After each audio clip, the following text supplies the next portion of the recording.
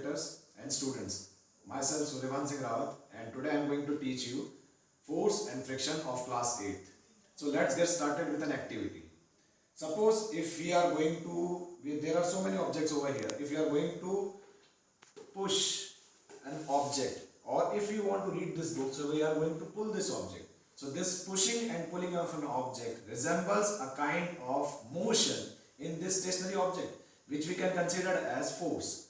So the force can be helpful in giving a kind of change, as we are comparing it with a kind of change in any object. So what kind of changes or what are the effects which we are going to talk about in this kind of force? So there are basic 4 effects of force. First of all, observe this ball very carefully.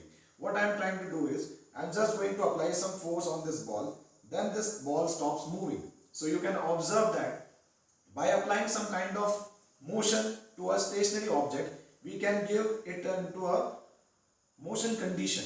Okay, so it is a kind of condition which we can say that this ball can become into a motion until and unless we are applying some force, extra efforts from our side. Next is, if the ball is moving and if you are going to stop this ball, this activity can also say that it also requires some force. Second thing, or the second effect, is that for stopping an object we also need to apply some force. And third thing, which is very much important, let's talk about this activity, that by moving this from this side, if I need to move this ball to that direction, I can just simply change the direction of the ball by applying some force on this ball. So this is the third effect of force which we can observe. And the fourth and the most important thing is that you can also change the shape of this ball. By pressing the ball, you can check clearly that you can change the direction of this, or you can change the shape of this ball. Okay, so there are the 4 effects of force which we have already known.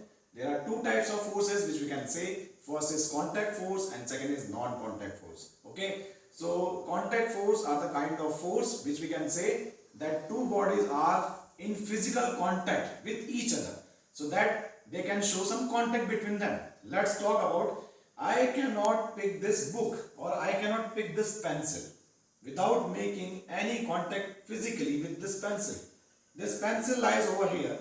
It does not move on its own. I am not having anything on my hand, or I am not having any object in my hand so that I can lift this pencil. It is only because of the muscular force or the muscle force which I had applied on this object. Okay, so this is the kind of thing which we are talking about. There are 2 types of contact force. First is muscle or muscular force, and second is the kind of force which we already knew, that is frictional force. Let's talk about this ball. I have applied a force on this ball and this ball stops moving because that ball surface is having some contact with the surface of this table. That is why this ball stops. It is called as frictional force. Okay, so there are 2 types of contact force. If you are going to talk about non-contact force, there are 3 types of non-contact force. Let's talk about a kind of activity. If I am pushing this ball into the space or into the air, it continuously falls down. Why it's fall down? Because of the gravitational pull or the force exerted by earth on this ball. That is why this ball comes down. It is not in contact with anything over to the surface. Let's see again. So this is a kind of non-contact force where there is no contact between the object, 2 objects or 2 bodies in contact. Okay, so they shows non-contact force. There are also other examples of non-contact force. Second is magnetic force, which you already can know that there are magnets. So in our daily usage life, the magnetic effect can be shown by understanding 2 magnets. I am not having any magnets in my hand right now, so I can't explain you that thing, but I can just give you an idea that 2 poles of the magnet, 2 poles, same poles of different magnets always repel each other, and 2 poles of different magnets of opposite sides can attract each other. Like poles differ each other or reflect each other, and unlike poles always attract each other. That's the rule of magnetic force. Third force to which we can say about is electrostatic force.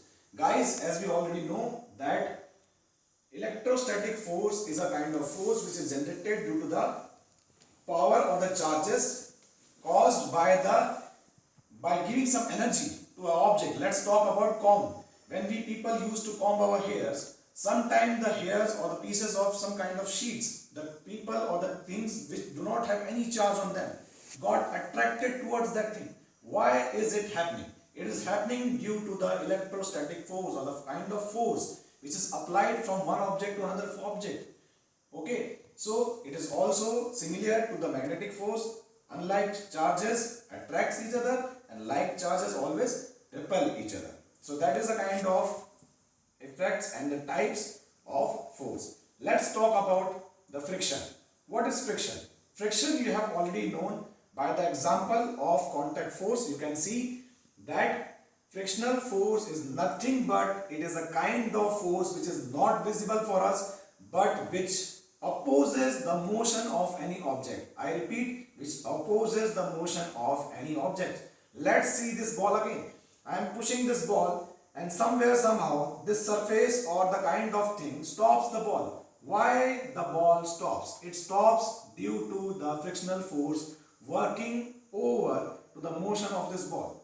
It is nothing else, it is the opposite force which is exerted, invisible and opposite force which is exerted on this ball, which opposes the motion of this ball. The motion of the ball is in this direction, but the frictional force applies on the opposite direction of this applying force. Okay, so you have got an idea that what is friction. Frictions are also of two types. One is static friction, and second thing is the kinetic friction. Okay, so first talk about static friction.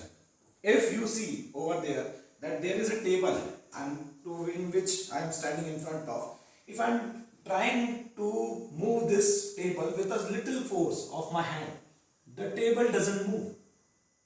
ऐसा force जो इस table को move करने में helpful बिल्कुल नहीं होगा. That is something shows the effects of static friction. Static friction states that there is no relative motion. Though no relative motion shows by the object, those who are in contact, the surface of this room and the surface, the ground surface of this table, they have some interlocking concepts. They are having some interlocking areas, so that the force applied to this table is not that much good.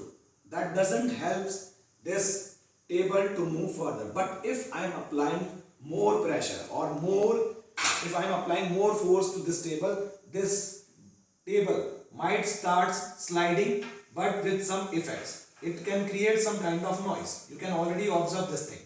Okay, so by giving this idea, we can have the idea of the static friction. Now let's talk about kinetic friction. Kinetic friction means you have already knew about the actual friction what I have told you about. Friction is a kind of thing for which the object stops moving. So kinetic frictions are of two types. One is sliding and second is rolling friction. What do you mean by sliding and rolling friction? Let's understand this by an activity. I have kept the logs of books over here, and I have made one slide like from this book. I am having two objects in my hand. One is my airport box and second is pencil with me. The airport shows the sliding friction criteria. Let's apply some force on this airport. It stops moving because the sliding friction, the force applied on sliding friction is always greater than the rolling friction. What do you mean by rolling friction? You can observe this pencil. It is of symmetrical shape. It doesn't have any asymmetrical shape. It is cylindrical in shape.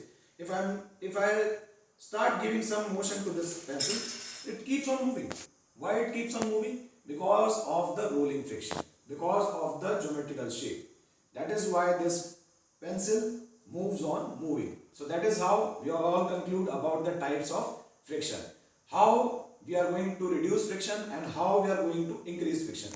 That happens only if we are going to smooth the surface, if we are going to put some lubricants, some oil, some powders over to the surface, the friction reduces always. And if you want to increase the friction, we need to give some kind of grips so that the friction actually works. let's talk about the grip of bat, cricket bat. You can already have this kind of idea. When we are using that cricket bat, people usually have a grip of leather. What is the use of leather grip over there? Leather grip just makes an actual grip of every batsman to hold the bat nicely, so that a person can hit the ball far away.